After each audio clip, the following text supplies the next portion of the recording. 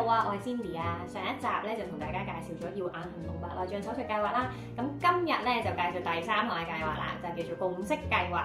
我做咗醫療顧問超過10年啦，咁平時嘅工作其實就係幫唔同嘅客人解決佢哋喺醫療上嘅問題，接觸超過大大小小過萬宗嘅醫療個案啦。依家同緊過百位香港專科醫生啦，同埋唔同嘅保險公司合作啦，而且我間中都會去下商業機構嘅公司做下醫療上或者健康資訊上嘅分享添。本港患有慢性腎衰竭嘅人數咧有逐年上升嘅趨勢啦，但係咧每年可以做到腎臟移植手術嘅病人真係唔多。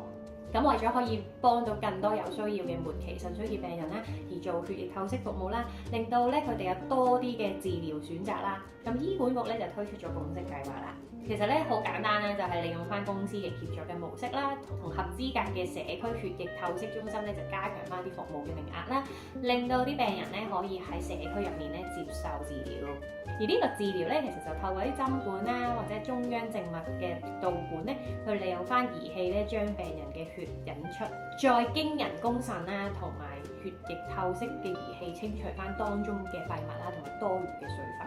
咁計劃嘅對象有邊幾類咧？第一類啦，就係依家喺醫管局接受緊血液透析服務而情況穩定嘅病人；而第二類型就係患有末期腎衰竭但係可以接受腹膜透析嘅新症病人；而第三類咧就係依家接受緊腹膜透析但係有治療失效風險嘅病人。咁成個計劃嘅流程係點咧？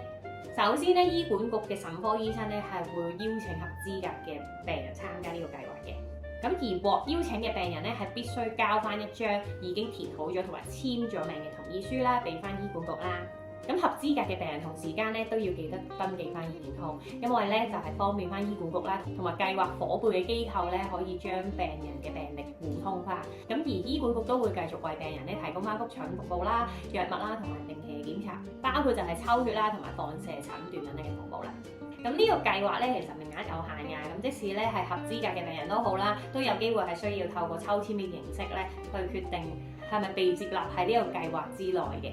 咁若然喺呢個計劃嘅期間啦，因為你任何原因都好啦，你要退出或者你決定唔再繼續參與呢個計劃咧，係必須要喺8星期前啦通知翻醫管局啦同埋社區嘅透析中心。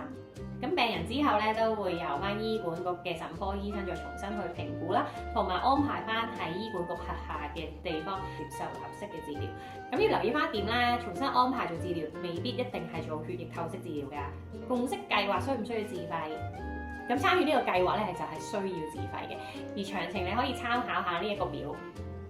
如果你係以下呢幾類嘅人士咧，都會獲得補貼優惠嘅，例如咧係綜援啦，第二類咧就係免費或部分醫療費用減免證明書持有人。咁第三類咧就係75歲或以上嘅長者生活津貼受惠人。第四類咧就係長者院舍照顧服務券計劃級別0院舍券持有人。咁而現役嘅公務員啦、退休嘅公務員啦、醫管局嘅員工啦同埋合資格嘅家屬咧，喺醫管局度接受血液透析咧，係一個佢免費嘅醫療福利嘅。而每一次咧去中心接受呢一類嘅治療咧，若然係屬於呢一個計劃範圍以內咧，費用咧亦都會獲得豁免嘅。咁現時合資格嘅社區血液透析中心啦，大概就有13間啦，遍佈港九新界啦。九龍咧包括喺觀塘啦、深水埗啦、何文田啦、太子啦、油麻地啦。而喺港島方面咧就有2間啦，就分別係灣仔同埋銅鑼灣。咁新界方面咧就有沙田啦、大圍啦、元朗啦、屯門啦同埋荃灣嘅。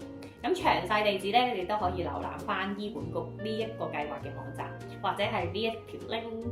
咁都會有朋友問咧，究竟係我自己去揀呢啲中心去做，定還是係醫管局安排嘅咧？咁其實就會按翻病人嘅意願嘅。咁留意一樣嘢咧，就係如果你已經編配咗去某一間中心度已經接受緊治療嘅時候咧，就唔可以調去第2間中心嘅。但係若然咧編配咗嘅中心要搬去另一個地點咧，咁醫管局都會根據翻個別病人嘅情況去作出評核啦，同埋同翻病人商討啦，作出相應同埋合適嘅安排啦。而病人嘅治療模式啦，同埋詳情咧就要由醫管局嘅腎科醫生咧去制定啦，包括係去幾多次啦、做幾耐啦等等。病人只需要準時出席每一次嘅治療就得啦。如果因為任何原因嚟遲到嘅話咧，中心係有權咧當日拒絕幫你做治療嘅，亦都有機會係安排另一個時段去做治療嘅。好啦，咁呢條片就今次分享到呢度先啦。如果咧覺得呢條片係幫到你了解咗更多嘅話咧，記得都俾翻個 like 我啦，同埋訂閱我啦。最好咧要 share 埋俾身邊嘅朋友仔同埋屋企人啦。而下一條片咧就會同大家分享第4個協作計劃，就叫做放射診斷造影計劃。記得留意啦。咁如果大家有任何醫療上嘅問題或者想諮詢咧，都歡迎喺樓下留言俾我啦，或者 IG inbox 我嘅。咁我哋下次再見啦，拜拜。